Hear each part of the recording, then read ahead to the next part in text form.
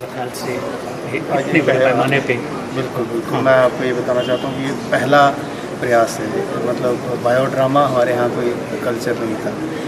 इससे पहले आप देखते हैं बहुत सारी चीज़ें होती हैं। आपने फ़िल्म्स देखी हैं, बायोपिक देखे हैं, पर बायोड्रामा किसी भी बड़ी शख्सियत की ज़िंदगी पे नाटक करना ये पहली बार हो रहा है। उस शख्सियत पे आधारित है जिन्होंने मतलब एक अपने आप में मतलब चमत्कार अपने जीवन में किए हैं। और उन्हीं के नाम पर ट्रस्ट है, कुंवर वियोगी ट्रस्ट है, उनकी ओर से आज की प्रस्तुति है। और कुंवर वियोगी साहब के जीवन पर आधारित ये नाटक प्रस्तुत किया जा रहा है। बहुत एक्सपेरिमेंटल किस्म का नाटक है। आरुषि ठाकुर राणा ने इसे लिखा और गौरी ठाकुर ने इसको डायरेक्ट किया।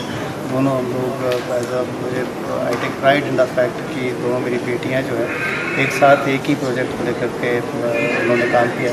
और I am thankful to Kunwar Viyogi trust कि उन्होंने ये मौका दिया है। मुझे इस बात की और भी खुशी होती है कि कुंवर वियोगी मेमोरियल ट्रस्ट जो है उसकी जो पहली अवॉर्डी है, जो इन्होंने युवा बच्चों को जो टैलेंटेड एक्सेप्शनल टैलेंटेड आर्टिस्ट हैं उनको इनकरेज किया है। बहुत सारे लोगों को बच्चों को अवार्ड दिया। She is the first to get that. मुझे लगता है कि वो किस हद तक वो अवार्ड सही था वो इस नाटक से चलेगा। आई एम श्योर ये जो नया सिलसिला कुंवर वियोगी ट्रस्ट ने यहाँ पे स्टार्ट किया इसका बहुत इम्पैक्ट रहेगा। We have lot of people जो अनसंग है।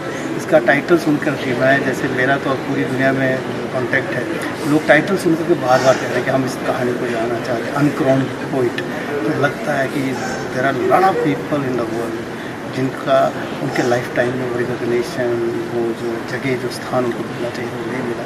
अब इन तरह की प्रस्तुतियों से हम लोग ये वो जो क्षति है ये करने की कोशिश कर रहे हैं। Thank you. Please comment, like, share and subscribe to our channel for weekly content of poetry, music videos, artist interviews, roundtables and cultural dialogues.